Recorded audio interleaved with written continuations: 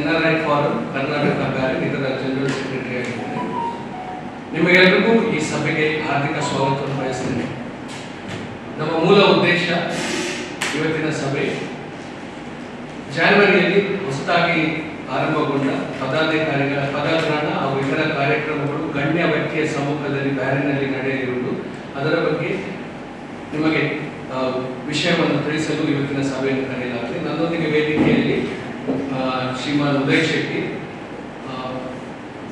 ಹಿರಿಯ ಸದಸ್ಯರು ಬ್ಯಾರಿನಲ್ಲಿ ತುಂಬ ವರ್ಷದಿಂದ ನೆಲೆಸಿದ್ದಾರೆ. ಅದೇ ರೀತಿ ಜಯ ಶೆಟ್ಟಿ ಅವರು ಬ್ಯಾರಿನಲ್ಲಿ ತುಂಬ ವರ್ಷದಿಂದ ನೆಲೆಸಿದ್ದಾರೆ. ಹಾಗೆ ಮಿಸ್ಟರ್ ದಿವಾಕರ್ ಸನಿಲ್ ಅವರು ನಮ್ಮೊಂದಿಗಿದ್ದಾರೆ. ಅದೇ ಅಲ್ಲದೆ ನಮ್ಮ ಅಧ್ಯಕ್ಷರಾದ ಶ್ರೀ ರಾಜ್ಕುಮಾರ್ ಅವರು ನಮ್ಮೊಂದಿಗಿದ್ದಾರೆ. ಇವರು ನಮ್ಮ ರಾಜ್ಯ ಪ್ರಶಸ್ತಿ ವಿಜೇತ. ಹಾಗೆ ಅನೇಕ ವರ್ಷಗಳಿಂದ ಬ್ಯಾರಿನಲ್ಲಿ ತಮ್ಮ ಸೇವೆಯನ್ನು ಸಲ್ಲಿಸುತ್ತಿದ್ದಾರೆ. ಮುಂದಿನ ಸಂಭಾಷಣೆ ನಡೆಸಲು ನಮ್ಮ ಅಧ್ಯಕ್ಷರಾದ ಶ್ರೀ ರಾಜ್ಕುಮಾರ್ ಅವರನ್ನು ಅನಿವಾಸಿ ಭಾರತೀಯ ಸಮಿತಿ ಕರ್ನಾಟಕ ಇದರ ಪರವಾಗಿ ಸ್ವಾಗತ ಕೋರುತ್ತೇನೆ.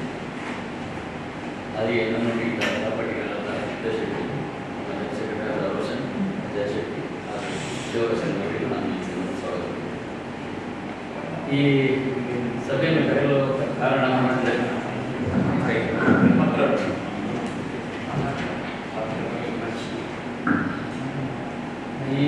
ನಾವು ಒಂದು ಅನಿವಾಸಿ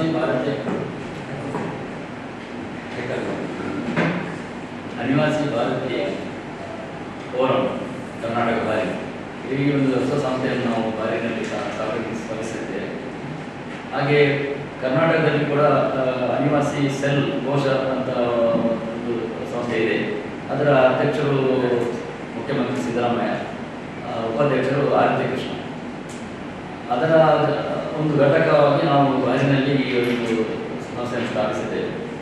ಇದರ ಮೂಲ ಉದ್ದೇಶ ಏನಂದರೆ, ಬಾರಿನಲ್ಲಿರುವ ಒಂದು 25,000 ಕನ್ನಡಿಗರಿಗೆ ಅವರ ಒಂದು ಹಿತ ರಕ್ಷಣೆ, ಅವರ ಒಂದು ಕಷ್ಟ ಅಥವಾ ಅವರಿಗೆ ಸ್ಪಂದಿಸುವ ಒಂದು ಕಾರ್ಯಕ್ಕೋಸ್ಕರ ಈ ಒಂದು ಸಂಸ್ಥೆ ಸ್ಥಾಪಿಸಲಾಗಿದೆ.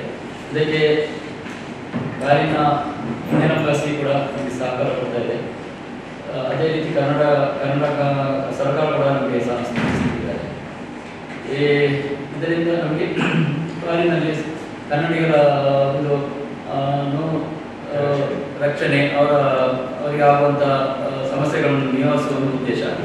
ಅದರ ಜೊತೆಗೆ ಈ ನಾಡಿದ್ದು ಜನವರಿ 10ಕ್ಕೆ ನಾವೊಂದು ಕಾರ್ಯಕ್ರಮ ಇಟ್ಕೊಂಡಿದ್ದೇವೆ, ಸಮಾವೇಶ ಕರ್ನಾಟಕ ಸಂಗಮ ಅಂತ ಒಂದು ಕಾರ್ಯಕ್ರಮ ಇಟ್ಕೊಂಡಿದ್ದೇವೆ.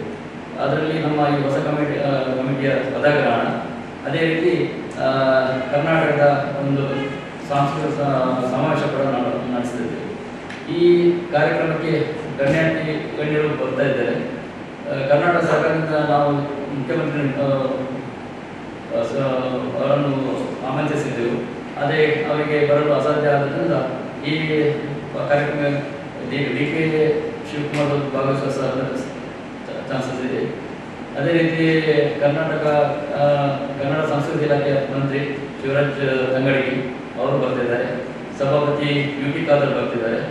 ಹಾಗೆ ಸಂಸದರಾದ ಕೋಟ ಶ್ರೀನಿವಾಸ ಪೂಜಾರಿ ಅವರು ಬರ್ತಿದ್ದಾರೆ. ನಮ್ಮ ಈ ಕರ್ನಾಟಕ ಸಮಿತಿಯ ಉಪಾಧ್ಯಕ್ಷರ ಆರ್.ಟಿ. ಕೃಷ್ಣ ಅವರು ಭಾಗವಹಿಸಿದ್ದಾರೆ. ಅದಲ್ಲದೆ ಕನ್ನಡದ ಚಲನಚಿತ್ರ ನಟರು ಹಾಗೆ ನಟಿಯರು ಕೂಡ ಭಾಗವಹಿಸ್ತಿದ್ದಾರೆ. ಮತ್ತು ಅನೇಕ ಕಲಾವಿದರು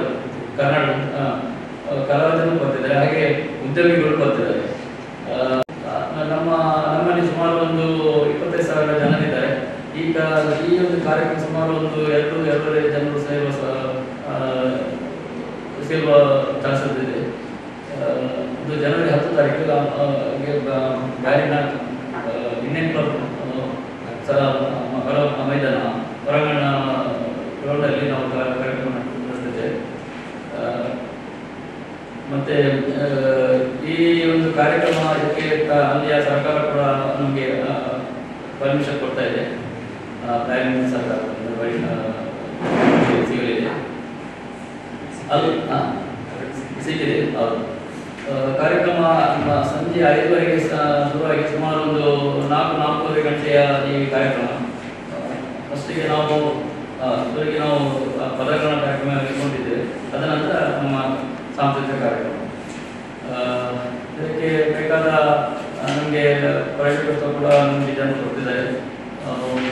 ಗಾಜಿನಲ್ಲದೆ ಊರಿನಿಂದಲೂ ನಮಗೆ ಪ್ರೈವೇಟ್ ಸಿಗ್ತಾ ಇದೆ. ತುಂಬ ಮಂದಿ ಈ ಕಾರ್ಯಕ್ರಮಕ್ಕೆ ಭಾಗವಹಿಸಿಕೊಳ್ತಿದ್ದಾರೆ. ನಿಮ್ಮ ಸಹಕಾರ ಸಿಗಬೇಕಂತ ಈ ಸಂದರ್ಭದಲ್ಲಿ ಏನಾದರೂ ಕೇಳಿದ್ರೆ ಆಫಿಷಿಯಲಿ 25,000 ಬಾರಿನ ಪುಟ್ಟ ದ್ವೀಪ, ಒಂದು ನಮ್ಮ ಒಂದು ಜಿಲ್ಲೆಯಷ್ಟೇ ದೊಡ್ಡ ಗಾತ್ರದಲ್ಲಿ ಇರುವುದು. ಅದರಲ್ಲಿ 25,000 ಕನ್ನಡಿಗರು